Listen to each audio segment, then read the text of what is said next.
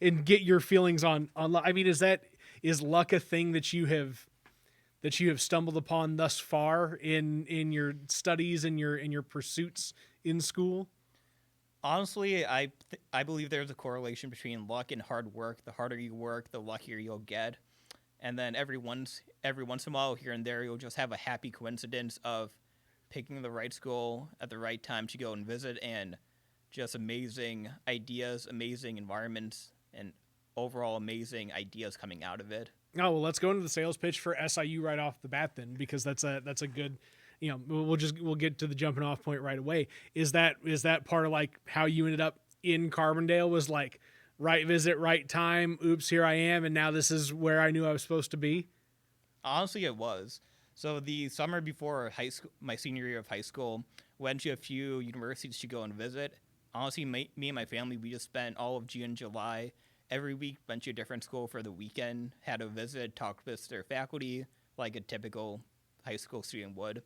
And one of the weeks came down to Carbondale, the last one actually, walked into campus and was just blown away by the environment, the trees, the nature. Yeah. But then I actually began talking with the professors and the deans and the directors, and I felt this connection that they actually cared about me, not only coming to school but about my own development. Yeah. So end of the day, like, Carbondale, amazing place, but the people is what makes it great. Yeah. Yeah. No, that's a real good tie-in just for the podcast as a whole, right? I mean, that's part of what this whole project is built around, is like, places without people are just, structures or nature or resources or whatever. There's, the soul of it is in the interaction of the individuals. So like knowing that you got that right off the bat, that's cool to hear, man.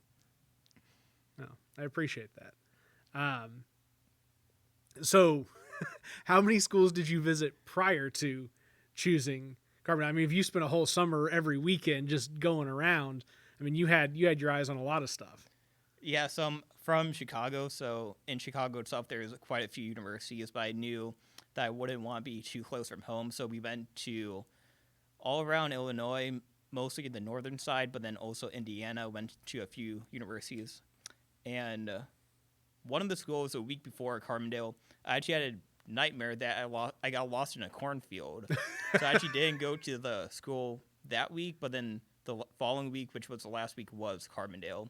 So I believe not going to the school the week before and having the nightmare was a omen that Carbondale was the place to be. That is phenomenal. I love that. An omen that Carbondale is a place to be for episode 51 on the WTF Carbondale podcast, where we talk to interesting people about their interesting lives and tie it all back together to this little old place we call home, Carbondale, Illinois, and Nelson Fernandes for episode 51. One of my favorite kinds of episodes being the ones where I've not actually met somebody in person before. And we just kind of link up one way or the other through the internet, and then it's like, all right, let's do an interview. But you've been in this building before too, which was interesting to find out, because you're part of the LDP program, and Peter at some point in time has pulled you guys in here to help out with a little bit of last minute work as we've needed it.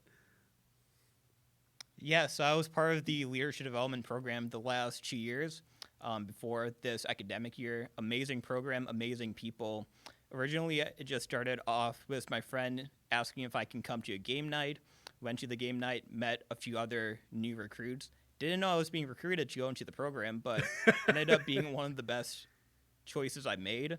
Met some of my best friends, but also got to learn a lot about leadership from the other members as well as Dr. Durant's.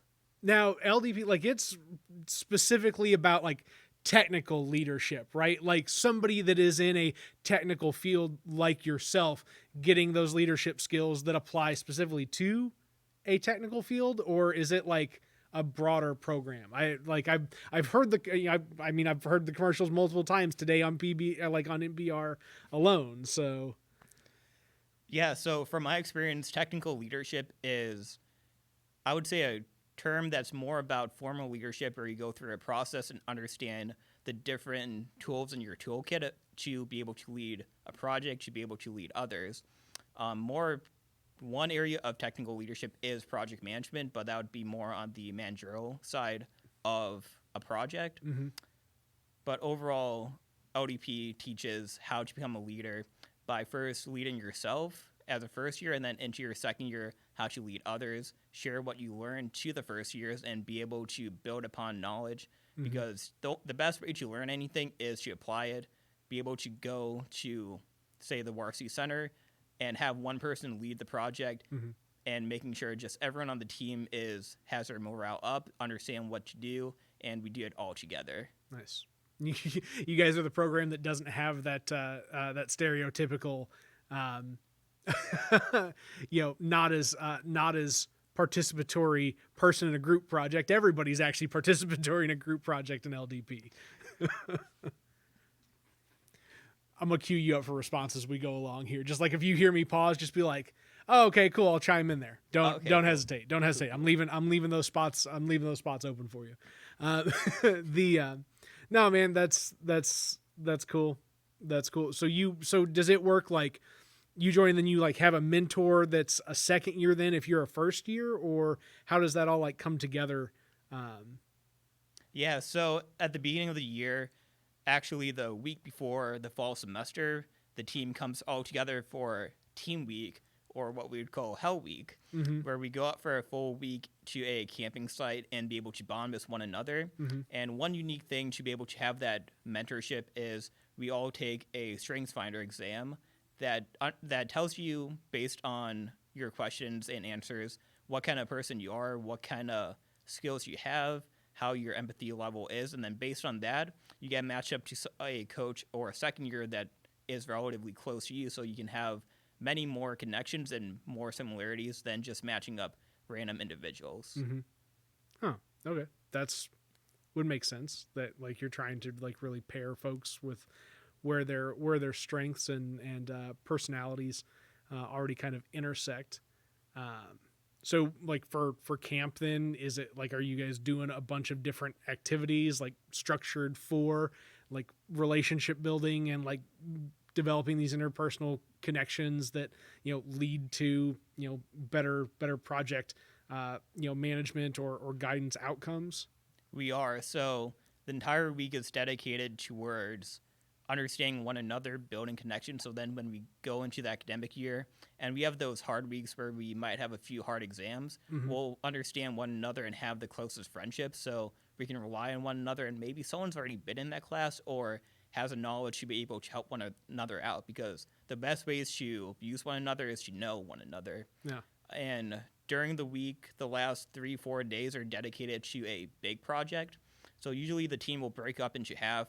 The more engineering mindseted individuals, the more technical ones, would go out to accompany one of our sponsors and conduct a major lean manufacturing project. Mm-hmm. The other half will stay in the Carbondale area and work on a big project for a local person or company like the Science Center. Mm-hmm. So for myself, 2 falls ago, I was actually the leader of our major lean manufacturing project. Mm-hmm. So we went out to Hello Electronics in Flora, Illinois, one of our sponsors, and we found ways of improving their manufacturing line, from how they transport materials around the facility to how they can organize their storage space.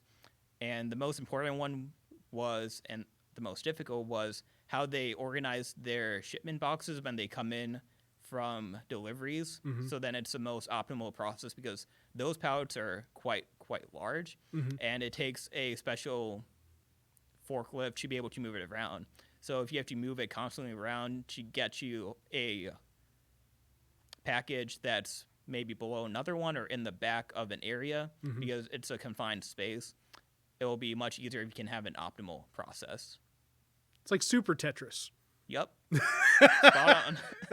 Do what? Sorry. It's spot on. So I mean, legitimately, like, part of these sponsor supports for the program, they are like providing, is it just them providing the space, and like part of the beneficial outcome, I mean, is that, they may have a business benefit to it by providing you guys this space, and, whatever outcomes occur, that employer or that person is directly able to benefit from your guys' activity? Usually that's just one project during the year. But I would say from my perspective as a student, the most important benefit out of being a sponsor is after we finish and we graduate with our degree, we're going to be looking for a job to go to a company, and being a sponsor, being able to understand what type of students we're producing, high level leaders, individuals who can lead themselves, and also understand how to work well with others. And that's how I believe the program was founded. The company ATS, Advanced Technology Services, by Dick Badeau in Peoria, that was his initial goal, was developing leaders in university so they can go work for him after school. So this is beyond just an SIU program?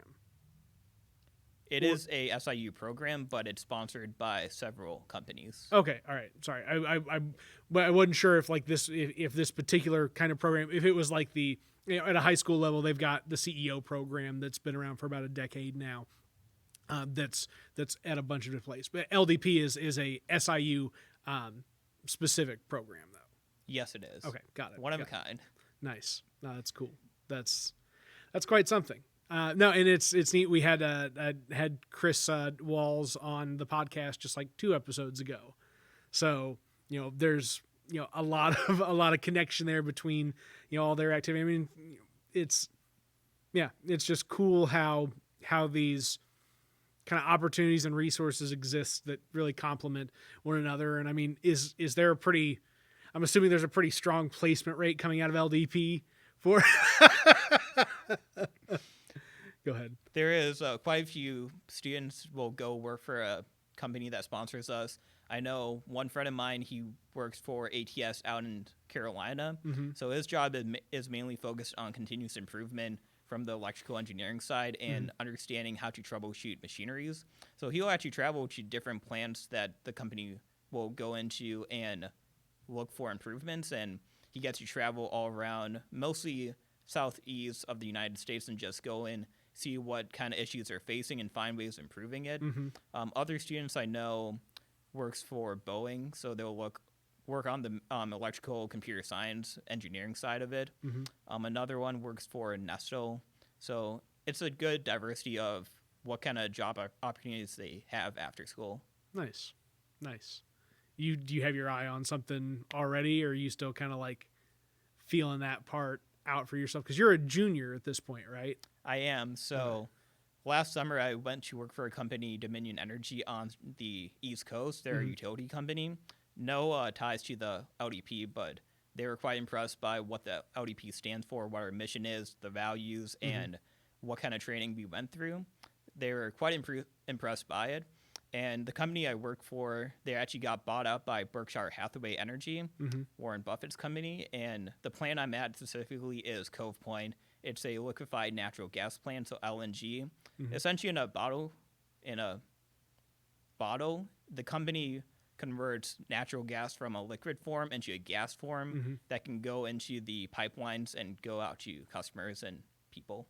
So there's a good tie-in for kind of where you're at now with, you know, the projects that you're hands-on at SIU, right? Is this something for you, an entry point into the energy industry to achieve goals related to sustainability that you're already acting on now as a student? It is. So right now I'm actually on a co-op with a facility right now, and I received a return offer for next year and for the future.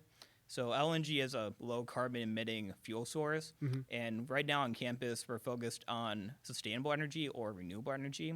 So it's a good intersection of learning about what the industry does in terms of transitioning from hard and high carbon emitting sources like a coal into LNG, and then hopefully in the future we can have more natural gas or low emitting in addition to sustainable energy like renewables. So then the way in the future we can just be completely, or as close as we can, 100% sustainable. Well, and I mean, and that's part of it, is everybody always talks about, you know, what is the transition point for things. I've come from, from a coal-fed family, right? Being from Southern Illinois, right?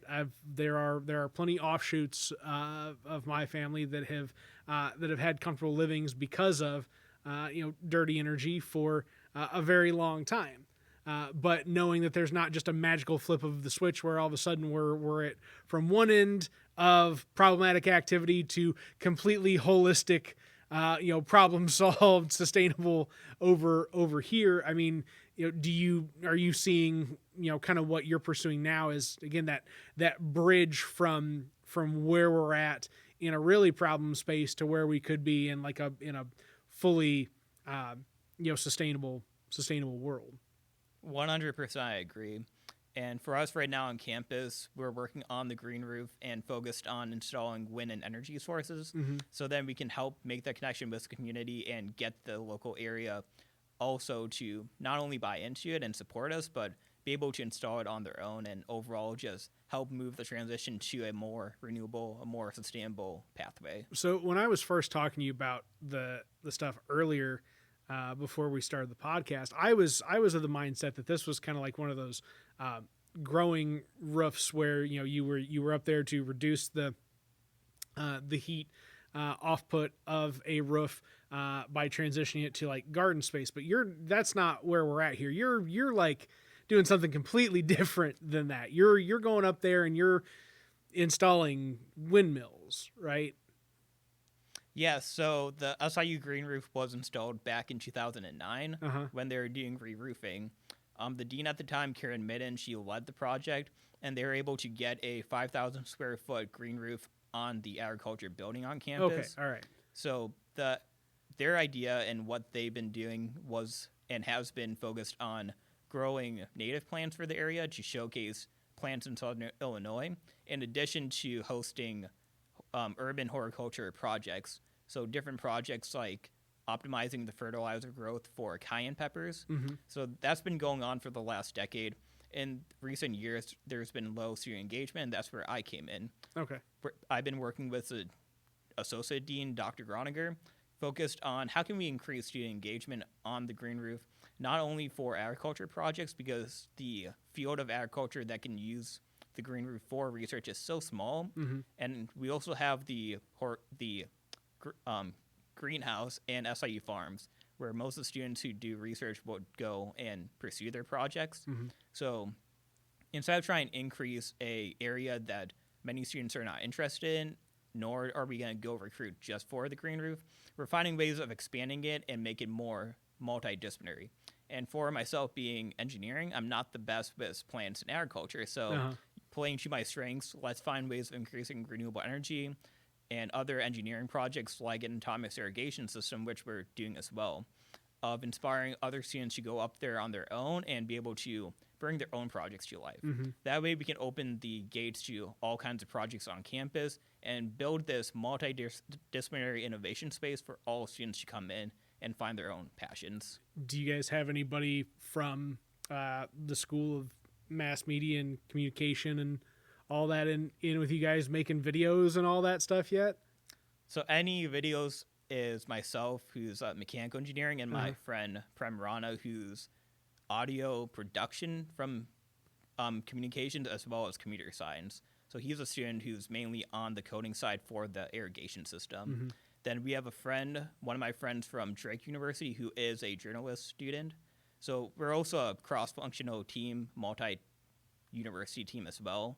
So we have students from all kinds of universities like Texas A&M, Inter-American University of Puerto Rico, Case Western in Ohio, and we're all coming together to be able to work on these sustainability-related projects. Oh, that's cool. What's going on at these other schools then? Like what's popping off elsewhere right now? Essentially, I just reached out to my friends, got them involved, and they got their own friends involved, because the main engineering projects that began developing was close to when the pandemic began.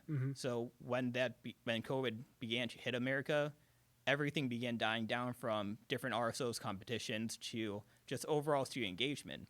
So that was our opportunity to go reach out and get students involved. And we've been working virtually up until a couple months ago when we began manufacturing any of the designs. So are you taking what you've got here at SIU and trying to replicate it at these other universities, or these other places where you've got your friends at offshoots of like their own particular projects? So right now we're all working on the same designs here at Okay. SIU.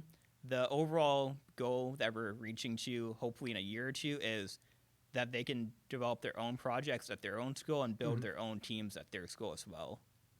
Right Huh. now we're in the beginning phases of let's just make it work here on campus and then begin spreading out in the future. Nice.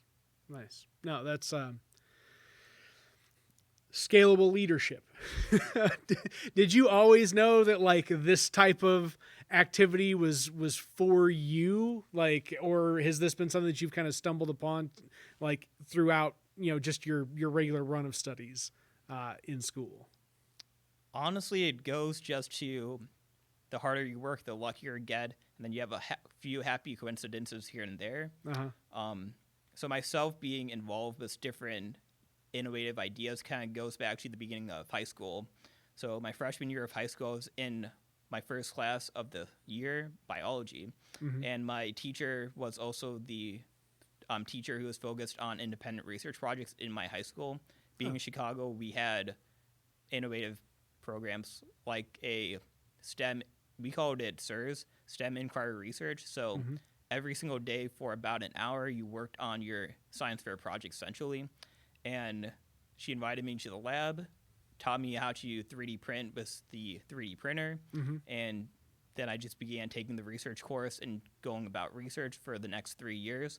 And that's actually going back to how and why I chose SIU, because my senior year, we can reach out to different professors and universities to become mentors for our projects. Mm-hmm. So after visiting Carbondale and falling in love with the area, went back to school, reached out to the chair of mechanical engineering, who then connected me to a professor in mechanical engineering as well. Mm-hmm. And he mentored me on a project where we converted greenhouse gases into oxygen, liquid hydrogen, and carbon monoxide in small amounts, of course, Mm-hmm. but mainly converting greenhouse gases into oxygen and a fuel source. Uh-huh. And just the way that he connected with me and worked with me throughout the year, not expecting that I come to the school, but instead focused on developing myself and making myself the best I can be, Mm-hmm. is where this drive and passion comes from and stems from. How time intensive was it for that professor to give you that kind of attention? I mean, was it just like a phone call and email here and there to help keep you on track, or was it like super like in depth, like, wow, this person's devoting a lot of time to me? How do they have all this time to devote this to me right now? Definitely, like most professors here, they don't have the most amount of time, but an email, a phone call here and there to just make sure I'm on the right path, and then sending me the right reading material so I can understand it on my own. Mm-hmm.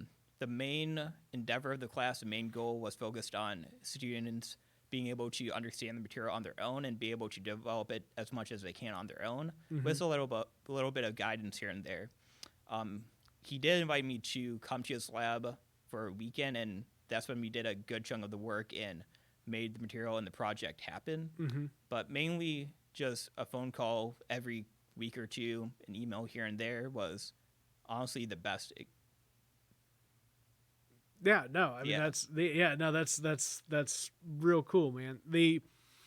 Uh, Not even having a remote grasp of what it takes to be an engaged university professor, right? To know that even just that little bit of time peeled away and handed off to somebody who has shown potential and interest, like it's a powerful thing. It is devoting 15 minutes every couple weeks and just making sure that we're aligned and understanding where I'm at and what I understand, and understanding where I am weaker in, and finding ways of strengthening myself up to be able to keep moving forward was more than enough and much appreciated, especially being at a volunteer stage. Nice. Did this? Did you? Well, the cool thing is, like, now that you're explaining the the science project from high school, seeing where that crossover of the LNG and the sustainable renewable projects kind of meet. That, like, this is something for somebody that's, I mean, you're what, probably 2021 ish. Yeah. Okay, cool. So your stuff goes about as far back in your timeline of possible interest development as it can. Right? That it's like, oh, this is just like led you through this path, all the while kind of staying anchored in something that's been important for you from the get-go. Have are you one of those folks that sees a value in developing a personal narrative that will help you drive development in your career? So I'm a person who loves to watch movies and TV shows. Uh-huh. And sometimes I do think about my life like it's a movie, it's a TV show. Mm-hmm. And what if a camera crew is like filming me from like a distance or from a bush? And it's kind of like I always want to put my best foot forward. I might not always be successful, but it's all about the journey. And understanding that there's a light at the end of the tunnel and we need to find a way of getting from point A to point B, but enjoying it along the way. Yeah. No, I mean that makes sense. I mean, you having a comprehension of that, and really that this is a way that, because of the proliferation of media, right, in the modern day, it's not, just 100 years ago we had radios and newspapers, and that was it. Right, that the lens of which we view our lives now is completely different than what humans had essentially conditioned themselves to look at it as over the most recent century. But like grasping that yourself and then like following that, knowing, okay, cool, like this is my story. This all comes together in this way, and it will be for one larger presentation. As life progresses, like good on you for getting that, man. Good on you for like feeling that. Have you like always been a movies and TV kind of guy, like since you were like a child kid, or have you just like as you've grown up just been like, I like movies and TV more? Oh no, definitely it's been something since I'm as long as I can remember. Like I still remember watching the Scooby-Doo movies in my parents' room with my sister and my parents on the tiny box TV. And we would put in the VHS and make sure the tape was rewind all the way. But over time, just like being able to have that time with my family, with my friends, enjoy something all together. Yeah. Like watching all of the Marvel movies and understanding that even though they're all individual movies, they all interconnect in some way to make a bigger picture happen. Yeah. So you draw like you find relationships, based in those connections just as well. Like that's part of how you interpret your individual relationships. Most definitely. Like anytime I meet someone, I always like think about like something that they said and make some kind of connection. Like, oh, you should talk to this person because they have a similar interest, or have you done something because like maybe I've done something similar. Always finding how point A and point B connects, or maybe point A and point X. No, it's good. That's good. The has that networking component, is that something that's always been a part of you as well? Like, have you always been kind of a social person, willing and able to step out and make that connections with folks, or have you had to learn that as you've developed interest in other things and like understood how important that is to it? Most definitely, I was not always the most outgoing person. I was quite shy and reserved, especially early in life. But then at just some point, it became like, okay, just go talk to one person at this event, and hey, maybe go talk to another person. Then it just keeps building up. And I'm the guy at the conference that will go around and get everyone's LinkedIn and Instagram contacts. Nice. You know how to work a room.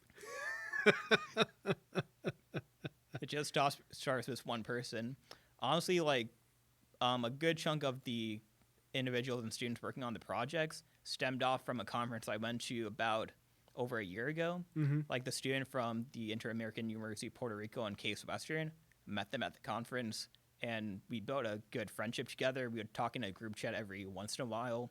Then it came to the point where it's like, they're cool people. Maybe they want to come do this project. And then they just brought their friends into it, and that's how we built the team, foster relationships, and just built upon it. And that's, I hope that you will find as not everybody has good experiences in their professional lives, but I hope that you're able to find that that's just continues to blossom as you get out there and start doing this stuff for, career path work, or, for entrepreneurial endeavors, or whichever way that you approach it from, right. That it lands like that. 'Cause man, it's a rewarding feeling, right? I mean, is that social gratification of what feels like success when people come together? Is that another one of those drivers for you? It does. Like, this might be contrary to what we're talking to, but working late at night and pulling all-nighters, love the feeling because it's just me, myself, and I. But being able to work with others, it's a feeling that will trump any other. Yeah. Be able to hear out others' ideas and hear out what they might have to say and what they believe in. And overall, just like being able to do something with someone else, because you can have the most success possible, but what was the journey to get there? Was it being by yourself and just isolating, or was it working with others and having a good time in the process? No. I mean, that sounds like empathy in engineering, right? Which is something that, we're taught just through media is all but lacking in engineering, in the engineering world. Is that another one of those things, like, you've been able to find, like, oh, this is what being empathetic looks like and feels like and applies like just as well. And I say that from a Peter perspective, like, one of the first things that he'll identify in somebody, if they're, a problematic, order issuer, is a lack of empathy in what they do. So I feel like if that's a Peter thing, it's probably an LDP thing. If it's an LDP thing, it's probably a Nelson thing. Definitely, I couldn't agree more. Like, thinking to their projects on the green roof, if no one wants to have a wind turbine up there, maybe we take on another project. But students begin buying into it, faculty buys into it too, and next thing we know, we have all the support, and they want to see this project come to life. Because end of the day, you can have the best product there is, be the most efficient possible, the best UI, but if no one's going to use it, what was the purpose of it? No. And if nobody wants it and you build it anyway, that says that you weren't listening to those folks to begin with. Most definitely. And that's why for the past year with the Innovation Fellows, we've been hosting design thinking workshops and try and get students and individuals, community members together so we can hear out their ideas about the projects and hear about what they want to see come out of it. So in the earlier ones, we focused on how can we engage students on the green roof, and ideas came up such as holding more volunteer events, holding more events in general related to sustainability, as well as the different engineering ideas and projects. Then just opening it up to friends that we had at other schools, other countries, mainly in Europe. We have quite a few connections in the Netherlands, Germany area. And from that perspective, they have other technologies, other ideas, projects going on. So then we kind of have a mix of all of these ideas all coming together and focused in on the green roof and making it the best we can be. It's wild. International ideas just falling right into a rooftop right here in little old Carbondale. It is. So part of the University Innovation Fellows program, which is through the SIU Research Park, which is connected to the bigger program of UIF hosted by Stanford. Different schools with UIF and fellows can host what we call meetups or conferences. So about a year ago, right before the pandemic hit, myself and 7 others and a faculty member went to Austria, Salzburg specifically, for one of these meetups. And here we had a few kids from South Carolina, I believe, Ohio, New York, and then mainly from the Netherlands and Germany. And we all came together, about 30 of us, for about a week, did quite a few different activities, bonded together, had a great time socializing, and mainly understanding like what ideas other people are passionate about and what projects they're doing and just overall their experiences. And I believe that's the best part about life, is just coming together and connecting with other individuals. And I made sure every time I'd be at networking, getting someone's LinkedIn, I would ask them about the green roof, what they thought about it, and what their ideas was about it, from what they think it is to what it is actually to how we can make it better. That's that willingness to just put it out there and just be like, hey, here's what I got. That opens the door so much more than simply trying to, do the social dance of, do we click or do we not? It's just, here's everything I got. Are you in a little bit, or are you not interested in being that relationship? I mean, and to hear that you're out there making, and developing an international network just through activity here at SIU. I mean, that's phenomenal. I mean, was that even in your purview when you first saw all the trees and were like, ooh, nice campus. Bet I can develop an international network of like-minded professional individuals if I go here. Definitely was the idea not in the spectrum. Coming to Carbondale the first time around and just on the highway coming down, seeing farmlands, I didn't know what much to expect, especially being from Chicago. Yeah. Like in Chicago, a lot of city, a lot of people, buildings, and me and my family would travel around, but never came south of Springfield. Yeah. So on the drive down, had a few fearful ideas about what I might expect, but actually coming to campus, being in the town, best feeling ever and best choice I made. Good. That's neat.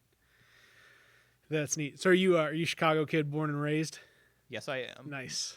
You sports teams or any sort of like, I don't know, city allegiances that I need to be aware about in our conversation? Definitely basketball, Chicago Bulls. Well, that doesn't count. There's only one basketball team in Chicago. I'm asking you, are you a Cubs or a Sox fan if you're into baseball? But if you're not, don't worry about it. I knew that was a question you were trying to get at. You're like, plead the fifth if you need to, too. I'm not the biggest baseball fan, but I'll go Cubs all day long. There you go. Oh, that's good. Yeah, I mean, it's weird being down here and watching the mix of Cubs Cardinals rivalry, and there's just like Sox aren't even a part of it. But then you go north, and all of a sudden it's like, who are the Cardinals? Nobody knows. Nobody cares. It's a fun click. So growing up a city kid. I mean, was it how was the transition to slower paced, more kind of small town living? I mean, even though it's a college town, it's still like, it's much more quiet here than I imagine it is in Chicago. So in Chicago, I actually live on the north side in the suburbs. In Skokie, Illinois. It's right about 3 miles from Northwestern University in Evanston. To like give a geographical perspective. Yeah. So I feel one experience I had in my life that allowed me to adapt quicker to Carbondale was being a runner. Yeah. So in high school, did a lot of track and cross country. We would go out in the forest every day and just go on our runs, go on our training runs, and just being able to slow down in life and have our minds just think more critically and just relaxed. And not saying Carbondale's like our forest up north, but being able to take that time and be relaxed, because in the city you can get pretty quick paced and runs, best feeling ever. Just to slow down, take life nice and easy, be with our friends. Yeah. And then I continued the trend and continued with marathon running, so even more nice and slow, relaxed pace. So how long have you did you essentially get out of high school and just go right into running marathons? Like that was kind of your transition. Oh, I'm going to keep running. Let's put in 26.2 or. So definitely I would say I'm more of a mid distance guy, like 800 mile. But it took quite a bit of adjusting to the longer distances in terms of racing. So just over a course of a year, began doing more 10-mile, 5K paced races. And then in October of 2019, so a little bit over a year in my second year here in Carbondale, went home to Chicago and did the Chicago Marathon, actually. Oh, that's cool. But it was quite a bit of a transition to think more long distance and short distance. So you're still definitely running right now. Like, do you think it's something you're going to stick with? It wasn't just like a one-off. Oh, I ran my one marathon for life, I'm good. Like, is this kind of your thing? Do you think it's a long-term interest and endeavor in marathon running? Definitely it is. Maybe not as frequently, but making sure I get in my miles and look at achieving different goals. I know that one goal I have is to do, I forgot the name of it, but it's doing a marathon in all the major cities in the world. So Uh-huh. the Chicago Marathon, Boston, New York, London, Berlin, and Tokyo, I believe. Mm-hmm. So being able to do major marathons, because it's also going to help me travel the world and just go and see different places. No. Oh, that's cool. Do you hike as well? I mean, I know you said you were drawn here by the nature, but is like actually going out, and I mean, do you hit Giant City or any of the trails in the Shawnee Forest or whatever else? I mean, is that a thing that you get out and do? So I actually make sure every at least 2 weeks I go up with my friend and we just go to a different place and go hike. Mm-hmm. So we'll go like Double Stand Table, explore different parts of Giant City, go to the Gardens of the Gods, go out to Tunnel Hill in Vienna, Mm-hmm. and just make it a point to go out and explore, because I know that we're here for 4 years, so we want to make the most of it, and Yeah. we only have about a year left, so we gotta make the most of exploring what there is in Southern Illinois and find that's all cool, the man. hidden gems. That's good. Hey, we made it on the back of a quarter somewhere. The it's something I would definitely encourage you to think about. And this is one of those like, do you do these things in between, getting out of school and going into a career path? But my best friend, he's a through hiker, and he's done the Appalachian Trail and significant chunks of other trails as well. Done some climbing and some other things, but it's like he's a mix of runner and outdoors person. So that just seems like a fit. I'm throwing that out there now. If you're trying to squeeze in one more big experience before you go conquer the world, go through hike something. So actually, it's funny how you bring that up, because one of my best friends I met in the LDP Uh-huh. that works out in Carolina now, we're actually planning a trip with a couple of his friends to go to Machu Picchu in Peru and be able to hike the entire trail. Nice. So to be able to get to that point, which hopefully will be in the next 1 or 2 years, Uh-huh. we're going to go to the Appalachian Mountains, go to the Rockies, and just build up hiking, so then when we get to Peru, we're all at our best. Now is Peru is that part of the is it the Intercontinental trail or whatever the West Coast trail, because there's like three. I don't know this, man. I've only heard this like in conversation, so bear with me as I'm not real good at this. You may have to just be like, Nathan, I got this, let me hold your hand through it. But it's like there's the triple crown of through hikes, and there's one that's East Coast, one that's the more center of the country, and one that's West Coast, and the West Coast one runs all the way down to South America somewhere. But I don't know, I may not be right in what I'm talking about. Honestly, that's the first time I'm hearing about it. Okay, then I'm probably not right, and I would have to refer to them on what all they have hiked and they have told me about it. I've not retained any knowledge of. So I digress. Cool that you're already looking into it.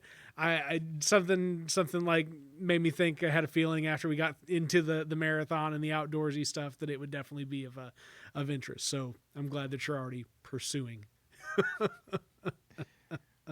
But honestly, one of the best parts about hiking is taking pictures and photography. Uh-huh. So I know we were talking before we began about like the camera you had. Yeah. And that's actually like one of my bigger interests, is being able to take pictures and be able to remember what I've done with my friends. Uh-huh. So I know when I'm finished with school and I go travel the world, I'll be able to have like a binder of all these different pictures and write down like what we've done, who I was with, and just be able to have this memory bank of different experiences here in Southern Illinois. Well, and I think just overall, right? I mean, you'll find, especially if you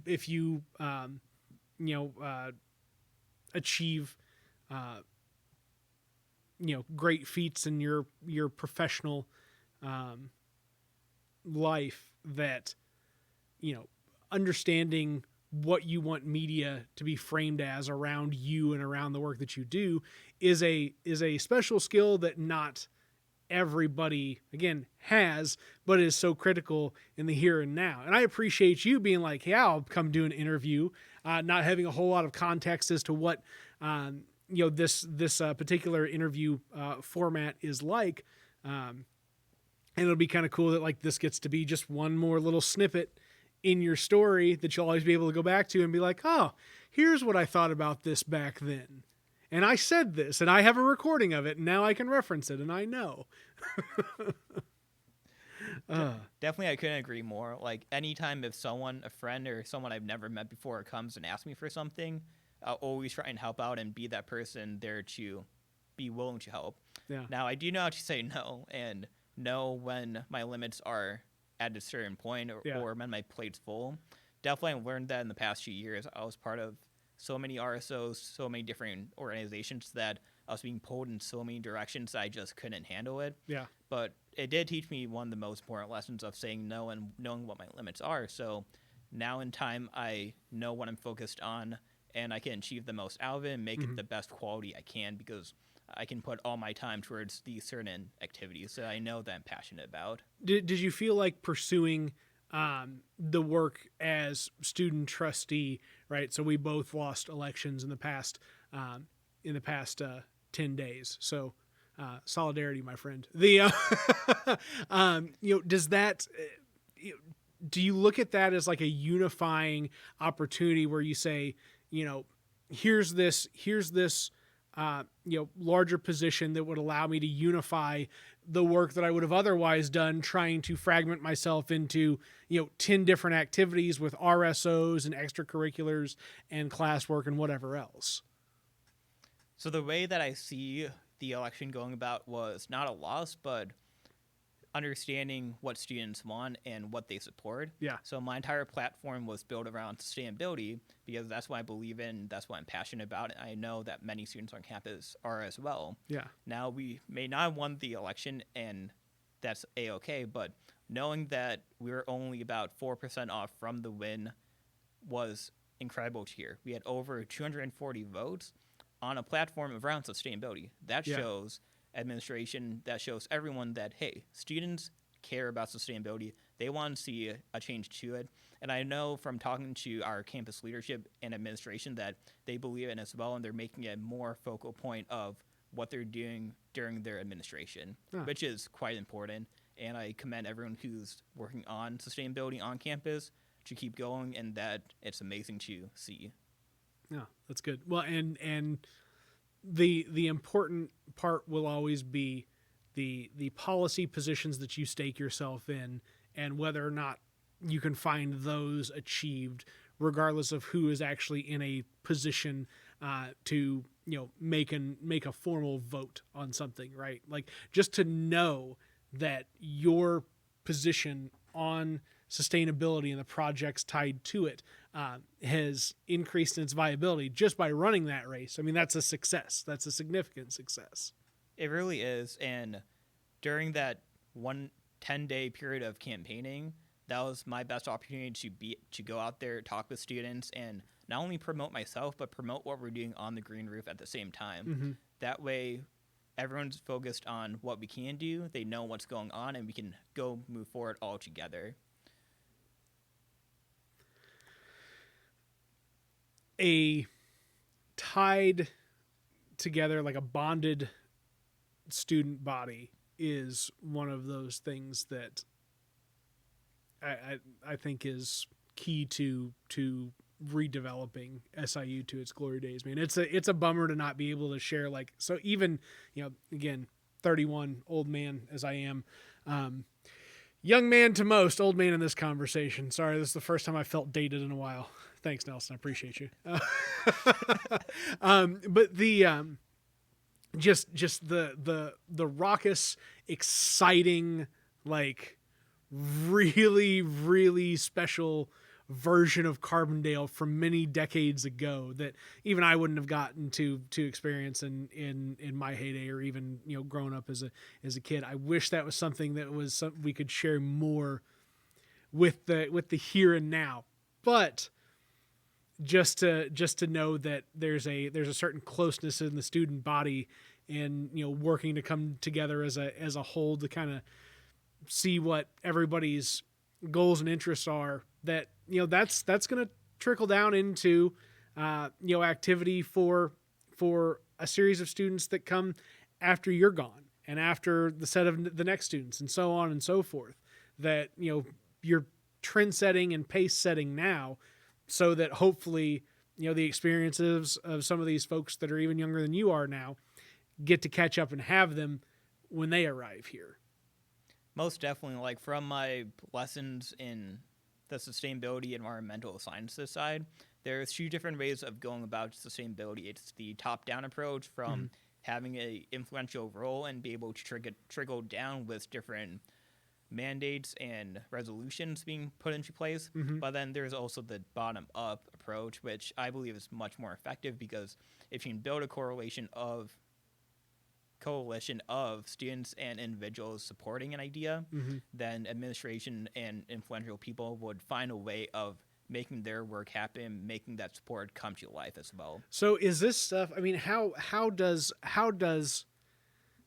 Carbondale as a community latch onto this and get some of what you're building out into the space that is just in the greater town as a whole, right? Like if we've got as a community spaces identified for you to come, start working in, and have community members that are able and willing and wanting to assist and get hands on with a project. I mean, would you guys just come out and start working with people? So that brings up an interesting question that we're going to be answering over the course of the next year is, what's the next step? What is this program going to look like? Will there be a program? And the answer to the last one is yes. So there's going to be some kind of activity happening after I graduate and I leave.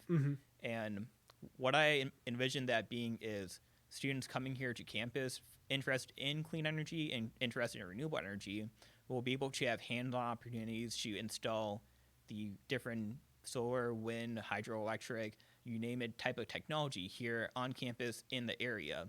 I noticed that in the 3 years I've been here in Carbondale, I've been seeing a lot more solar installations on different rooftops and different areas.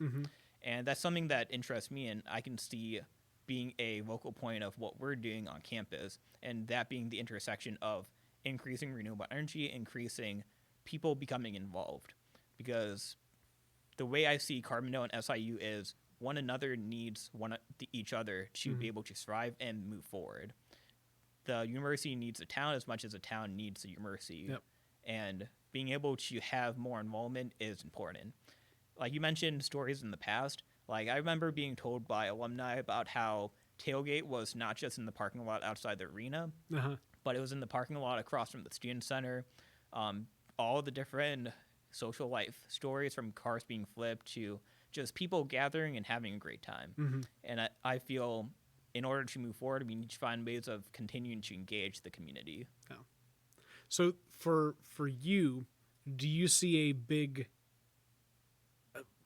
kind of step in the next year figuring out what the warm handoff looks like of, all this work that you've done, everything that you put in, like how do you identify the individuals that can keep it going and then make sure that the transition happens smoothly to them? I mean, that may tie back right into, LDP activity, or it may just be like, hey, are you personally thinking about how all this comes together? Definitely there's a few different avenues we can go about. The biggest concern we have is, since I recruited most of my friends to come join the project, they're all my age, so they're all going to be graduating when I graduate, which is unfortunate, but we'll be able to do stuff after college. Yeah. So the question becomes, can we recruit enough next year to be able to build a big enough program and be able to gain a strong enough support and buy-in from these students in order to move forward all together? Or can we create a program that's more standardized, such as a business or a nonprofit? Because we do have about half the team attends another university or is in the industry already. So then the question becomes, is this going to stay just in Carbondale and just SIU, or can this be more of a larger program where we go into other universities as well and train their students to be able to lead their own teams and their own projects? So it's more of a question of where I see myself in the future as just after finishing college. Am I just going to go work in industry for a bit before starting up a few companies or going for grad school? Or is this something that I'm going to be doing along with industry? Yeah. And I mean, it's figuring out what activities to do in tandem with one another is always the balance, right? like like how much time do I need to be in school? How much time do I need to be working for somebody else? How much time do I need to be working for myself? Right? Those are really kind of the three things that that you balance when you've got a, let's say, a leadership mindset, right? Is the ultimate goal for you? Do you want to be in a in a ownership type of leadership position? Is the entrepreneur, start your own business route part of the things that are on the table right now? So just like thinking about what we're doing right now on campus, I went out, built a team of mainly my friends to go and complete an innovative project. That's more of the foreshadow of what I want to see happen in the future. Mm-hmm. Go with my friends who are also super innovative, hardworking, and fun individuals, and be able to start up a larger company where we're not just focused on one idea, my own vision, but we can each do our own visions while also supporting one another. Mm-hmm. So what we're doing right now is kind of hopefully foreshadowing the future to come. Cool. Very cool as well. No, I mean, just, and that's part of what this whole school experience is supposed to be like. Hey, how do I model things that I want to do in real life in a say a less risky environment?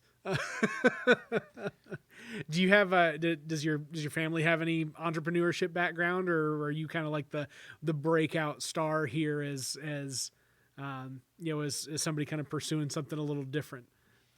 Definitely, I'm the outsider in my family, without a doubt.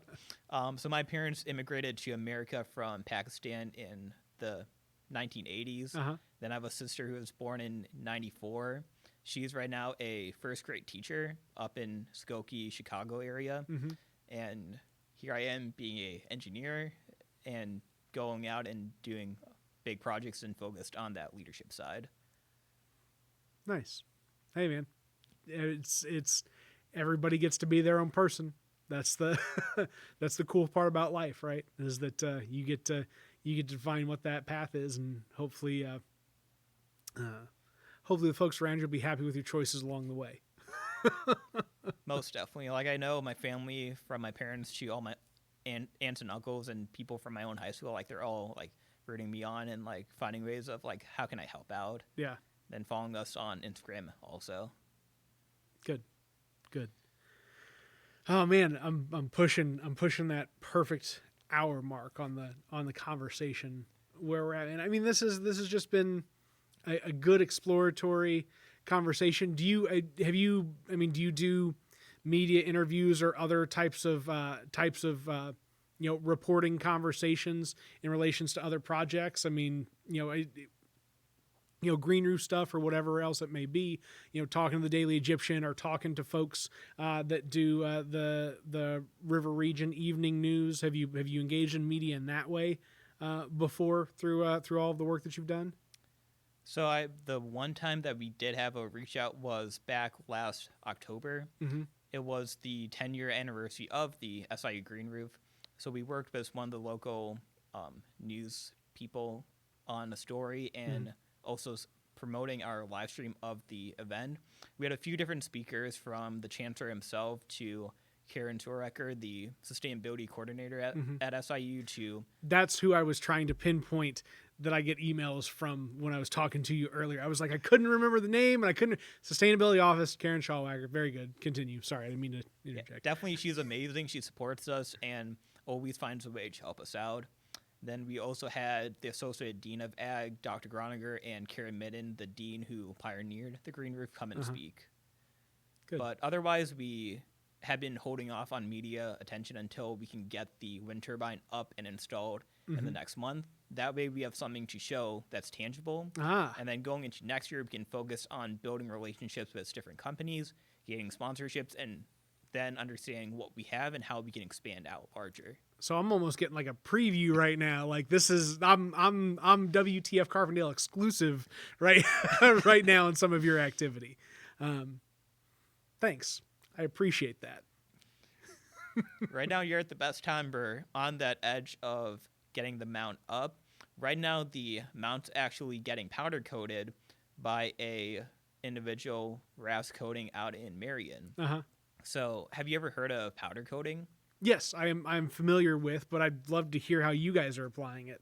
So powder coating is a zinc oxide, I believe, covering on or coating onto the 4130 steel alloy we have. Mm-hmm. That way it can be UV protected and weatherproofed because it's going to be outdoor. Mm-hmm. We wouldn't want it to rust anytime soon.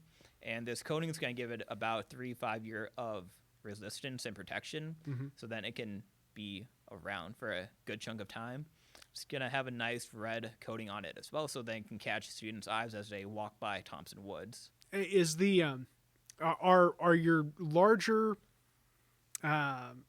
windmills, like people think of, large turbines as they're driving the highway in rural Illinois, right? Is that do they have, I would imagine they're not going through and just powder coating those massive wind turbines. Was there something similar on those type of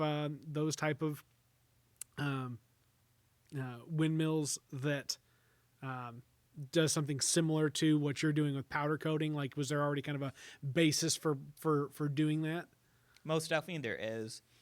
So those larger wind turbines are going to be up there for, I would say, at least about 50 years, Mm-hmm. at least 25 on the low end, perhaps.